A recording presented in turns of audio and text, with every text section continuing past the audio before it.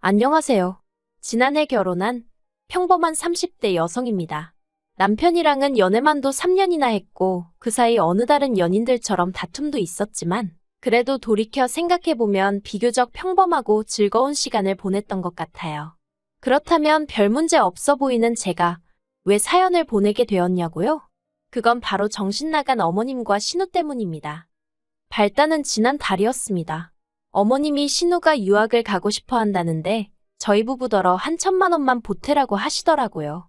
그런데 그 말씀이 부탁이 아니라 어찌나 당당하고 마치 명령같이 들리던지 저는 순간 제가 어머님께 무슨 빚이라도 졌나 싶었다니까요. 가족이니까 돕고 살아야 한다는 말씀을 덧붙이셨는데 가족이라. 그 말 한마디가 저로 하여금 지나간 시간들을 되짚어보게 만들었습니다. 남편과는 결혼 전 약 반년 정도 동거를 했었어요. 남편은 당시 회사 근처에서 오피스텔 전세를 얻어놓고 살고 있었거든요. 그런데 계약이 끝나는 시기도 애매해졌고 그렇다고 월세로 돌리자니 새가 보통이 아니더라고요. 그러자 남편이 먼저 동거 이야기를 꺼냈습니다. 저도 당시 회사 근처에서 전세로 살고 있었는데 제가 살던 곳은 방도 2개고 하니까 자기가 잠깐 신세 좀 지면 안 되겠냐대요. 솔직히 저는 동거 자체는 생각도 해본 적이 없었고 내키지도 않았습니다. 그런데 이미 양가 부모님까지 다 배웠고 결혼 이야기까지 오가던 마당에 싫다고 하기가 좀 그렇더라고요. 남편이 왜 그런 이야기를 꺼낸 건지 사정도 뻔히 알고 있었으니까요. 게다가 제가 거절을 하면 남편이 그 6개월 더 살자고 집을 다시 구하던지 해야 했는데 그렇게 되면 저희 결혼 자금에도 영향이 가겠다 싶은 거예요. 그래서 이런저런 조건들을 따져봐도 동거 말고는 딱히 방법이 안 보였어요. 그런데 막상 같이 살아보니까 꼭 나쁜 것만은 아니더라고요. 남편이나 저나 둘 다 본가가 지방이다 보니 자취생활은 10년이 넘은 사람들이었습니다. 그렇다 보니 더는 혼자가 아니라는 사실이 낯설기도 하면서 동시에 뭐랄까 안정감을 느꼈다고 해야 할까요? 집에서 같이 저녁 먹을 사람이 있다는 사실 자체가 퇴근길을 기분 좋게 만들더라고요. 인기척이 느껴지니 사람 사는 것 같아서 좋았어요. 물론 생활 습관이 다른 부분이 있었기에 불편한 부분도 아예 없는 것은 아니었지만 어차피 결혼하면 한 번쯤은 겪어야 하는 일이라고 생각하니 그렇게 못 견딜 일도 아니었지요. 그런데 그렇게 남편이랑 같이 산 지 2달쯤 되어갈 무렵 어머님께서 신우를 좀 데리고 있어달라며 부탁을 해오셨어요. 신우는 당시 저희 집에서 30분 정도 떨어진 곳에 위치한 대학에 다니고 있었는데 그때가 졸업을 앞둔 마지막 학기였거든요. 그동안엔 엄한 아버님 때문에 본가에서 서울로 거진 왕복 3시간씩 들여 통학을 하고 있었고요. 아무튼 그런데 이제 막 학기다 보니 취업 준비다 뭐다. 시간이 아깝다면서 저희 집에 있게 해달라고 시부모님을 졸랐던 모양이에요. 솔직히 이 이야기를 듣고 좀 어이가 없었습니다. 100번 양보해서 시간이 아깝다는 말도 서울에 있고 싶은 마음도 저도 이해는 했지요. 하지만 당시 어쨌든 결혼 전이었고 집도 제가 계약한 제 집이었잖아요. 자기 오빠인 남편은 엄연히 저에게 신세를 지는 중이었고요. 그러니 저에게 먼저 물어봤어야 되는 거 아닌가 싶대요. 그리고 말이 좋아 부탁이지 결혼 앞둔 예비며느리인 제 입장에선 어머님의 말씀은 통보나 다름이 없었습니다. 상황이 마음에 들고 안 들고를 떠나 선택지가 없었던 거지요. 그래서 울며 겨자 먹기로 알겠다고 하고 신우랑 같이 살게 되었네요. 솔직히 처음엔 속상했지만 그래 평생 살라는 것도 아니고 3-4달만 살면 된다 하니 지혜롭고 사이좋게 지내야겠다 생각했어요. 하지만 제가 어떻게든 싫다는 의사를 전했어야 했습니다. 솔직히 남편하고도 별 문제 없이 살았고 신우도 남편과 피를 나눈 남매이니 성격이라던가 성향이라던가 비슷하지 않겠나 싶었거든요. 그런데 제가 너무 순진했던 걸까요? 신우의 성격은 남편과는 정말 판이하게 달랐습니다. 매사 시원시원하고 그러면서도 옳고 그름을 따질 줄 알았던 남편과 달리 신우는 소위 경우라는 게 없더라고요. 제가 신우랑 있었던 일을 다 말하자면 끝도 없는데 한두 가지만 말해볼게요. 일단 저는 퇴근 후엔 항상 간식이라던가 먹을 걸 사들고 집에 갔어요. 원래는 간식을 그다지 좋아하는 편이 아니었는데 남편과 같이 살기 시작한 이후로는 그렇게 같이 뭐라도 먹으면서 TV도 보고 영화도 보고 그러는 게 좋더라고요. 그런데 이제 신우가 오게 된 이후로는 저희 둘 것만 달랑 사갈 순 없잖아요. 그래서 인원수에 맞춰서 3개씩 사가기 시작했습니다. 그리고 그렇게 되면 제가 일일이 말하지 않아도 하나는 남편 거, 하나는 제 거, 하나는 신우 거 이렇게 암묵적으로 정해져 있는 거 아닌가요? 하지만 어이없게도 제가 씻고 나온다던가 제가 잠깐 다른 일을 한다던가 그러면 그새 제 몫의 간식이나 먹을 거리가 사라지고 없는 겁니다. 막말로 냉장고에 있던 간식을 쥐가 물어갈 리도 없고 도둑이 들었을 리도 없고 그런데 그럴 때마다 남편도 신우도 자긴 아니라고 딱 잡아떼더라고요. 정말이지 그 2, 3천 원짜리 간식 때문에 마치 형사라도 된 것 마냥 따지고 들기도 뭐해서 그냥 몇 번을 넘어가긴 했는데 몇 번 비슷한 일이 반복되니까 너무 짜증나는 거예요. 그래서 언젠가부턴 저도 제 몫의 간식은 저랑 남편이 쓰는 방에 따로 챙겨놓거나 냉장고 깊숙이 숨겨놓고 그랬네요. 그래도 결국엔 없어지기 일쑤였지만요. 아무튼 그런 날들을 보내던 중 하루는 대대적으로 대청소를 하게 되었습니다. 신우한테도 대청소한다고 시간 비워놓으라고 했었는데 신우는 까먹었다며 홀랑 외출한 상황이었고요.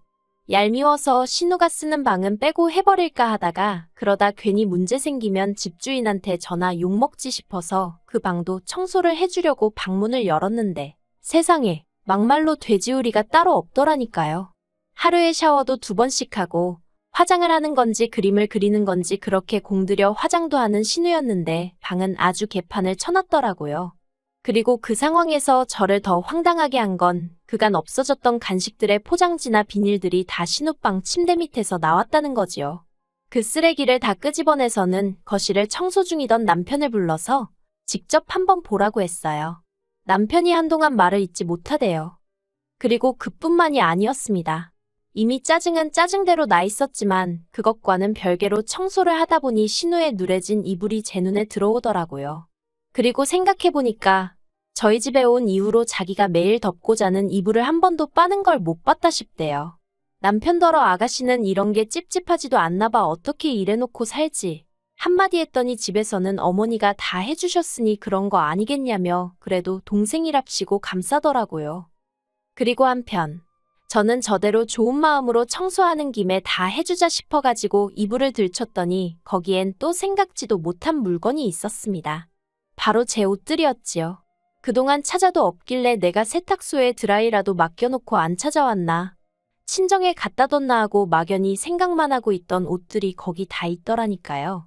같이 이불을 끄집어내던 남편도 신우 침대 위에 아무렇게나 포개진 제 옷을 보더니 한숨을 푹 내쉬대요. 그리고는 잠시 저를 쳐다보더니 그대로 신우한테 전화를 하러 가더라고요. 저는 저대로 어이가 없어가지고 남편을 말려야겠다 뭐 그런 생각도 못했습니다. 그리고 1~2시간이나 지났을까? 신우가 집에 들어왔어요. 그런데 저는 솔직히 신우가 꽤나 기죽어서 들어오지 않을까 싶었거든요. 그런데 이게 웬걸. 자기가 뭘 잘했다고 아주 기세등등해서 들어오대요. 그리고는 저더러 한다는 말이 방주인도 없는데 방문을 열어보는 게 어딨냐면서 저더러 매너가 없다고 아주 발악을 하는 거예요. 방구 낀 놈이 성낸다고 해야 하나? 황당해서 제가 신우더러 아가씨는 할 말이 지금 그거밖에 없어요? 그동안 내 간식이랑 그런 거 아가씨가 다 갖다 먹은 거 맞죠? 그리고 남이 옷은 왜 이렇게 숨겨놨어요? 언제 와서 가져간 거예요? 하곤 다다다다 쏘아댔습니다. 신우가 당황을 한 건지 점점 목에 핏대를 세우더니 기껏 한다는 소리가 자긴 제가 무슨 말을 하는 건지 모르겠대요. 저더러 혹시 자길 쫓아내고 싶어서 제가 이런 상황을 꾸민 것 아니냐는 헛소리까지 하더라니까요. 아주 신우가 눈을 희번덕거리면서 달라드는데 쌍욕을 해줄 수도 없고 이걸 어떻게 하지 그러고 있었습니다. 그런데 그때였어요. 벼랑간짝하는 소리와 함께 남편이 신우 뺨을 때렸더라고요. 그러면서 지금 뭘 잘했다고 그러냐며 저한테 당장 사과부터 하라 했습니다. 하지만 신우는 사과 대신 벌개진 뺨을 부여잡고는 남편과 저더러 재수없다며 욕을 하곤 그대로 집을 나가버리대요. 그리고 이튿날 신우는 보란듯이 어머님과 함께 집에 들어왔어요. 밤새 걱정했기에 안심이 되면서도 동시에 어머님을 뭐 한다고 모시고 왔나 싶어서 솔직히 한심하더라고요.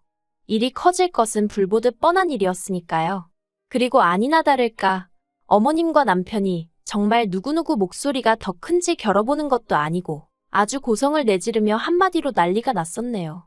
그리고 며칠 뒤 신우는 치사하고 더럽다며 짐 빼서 저희 집을 나가더라고요. 생활비도 한 푼 안 내면서 밥은 따박따박 다 챙겨 먹고 잠도 잘 자놓고 말이에요. 여기까지 적고 나니 그런 꼴을 보고도 제가 왜 결혼을 했는지 궁금하실 수도 있겠네요. 그런데 솔직히 그 당시 상황이 거지 같긴 했어도 제가 직접적으로 피해를 입은 건 없었거든요. 물론 제가 잘못한 것도 없었지만요. 아무튼 그래서 당시엔 생각하기를 어머님 아버님과 같이 살 것도 아니고 신우랑도 매번 마주칠 것도 아닌데 남편만 괜찮으면 됐다고 단순하게 생각을 했어요. 그리고 그런 면에선 앞으로도 시댁 식구들 대 저로 무슨 일이라도 생기면 남편이 제 편을 들어주겠다는 그런 확신을 갖게 되었거든요. 그래서 이 사람이면 믿고 살아도 되겠다 싶어서 결혼은 계획대로 진행하게 된 거지요. 하지만 막상식을 올리고 나니 시자는 시자구나 싶대요. 신혼여행에서 다녀오고 얼마 되지 않아서 아버님 생신이었거든요. 남편과 함께 선물을 사들고 시댁을 찾았습니다. 그런데 현관문을 열어주시는 어머님 표정이 무척이나 어둡더라고요. 그래서 제가 남편에게 귓속말로 혹시 무슨 일이 있었냐고 물으니 남편도 영문을 모르겠다는 눈치였지요.